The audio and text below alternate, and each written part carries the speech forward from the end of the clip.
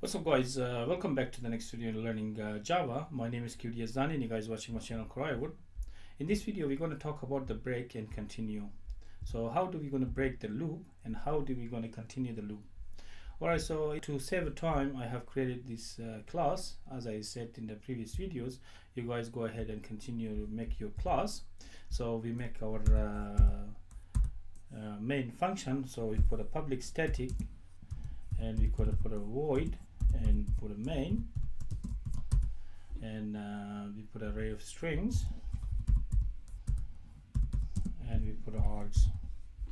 Alright, so how do we apply break when you guys gonna having a say for example for loop, you guys can break from the loop. For example, if you have a for and we have a int a, for example, equal to 1, and we have a is less than or equal to, for example, 10, and we put a increment a, and now we could put a system dot out dot println.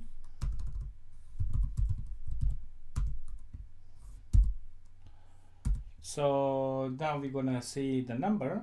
Say for example the number a, and then if we run the loop, we're gonna see that we're gonna run from 1 all the way to say a, for example. So now if we go run break continue,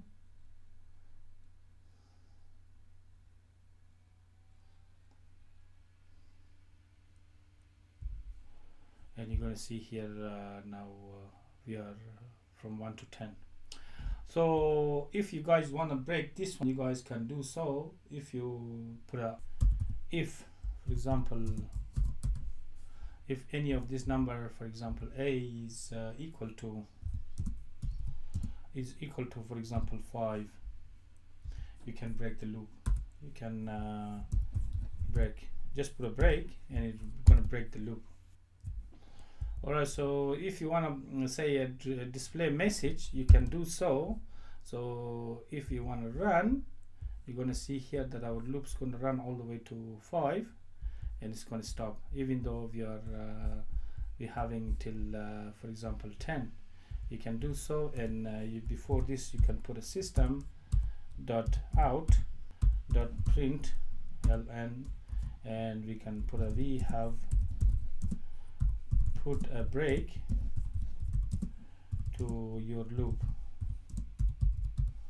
We can put a nice message. For example, now if you're going to run till 5, we're going to display the message and we're going to break it. We have put a break to your loop because your loop's not going to run after the 5.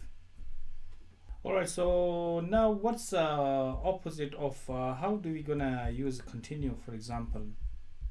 So we can use a continue. Say for example, if you put a instead of a equal to 5, you put a modulo 2. If it's multiples of 2, then we put a 2 double equal to, say if you put equal to 0, if there's this a is here, if you reach to 0, then we're gonna break. So now we're gonna put a break. If we run,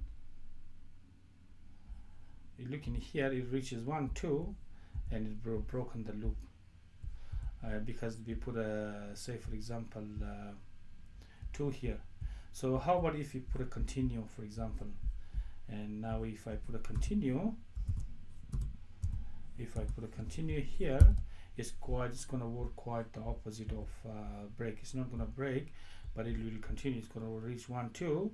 It's going to show our message, and it's going to put out, then it's going to keep on continue 3 4. It's going to reach this guys here, then it's going to see 4 5, and then it's going to instead of put a break, we continue. You can see we have continue your loop. We have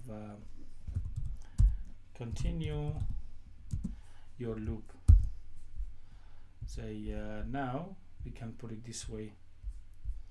So now it reaches 1 2, in that case, because we put a if and it encounters the continue, then it's going to keep on continuing in the block of 2. So you're going to see here it's going to continue 7, 8, 9, 10, and finally when it reaches the end of the counter, it's going to stop.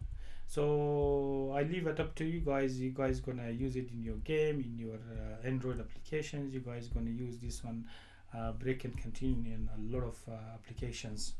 Alright guys, there are going to be instances when you guys want to continue, and there are going to be instances in your application when you want to just break the loop, so for whatever reason.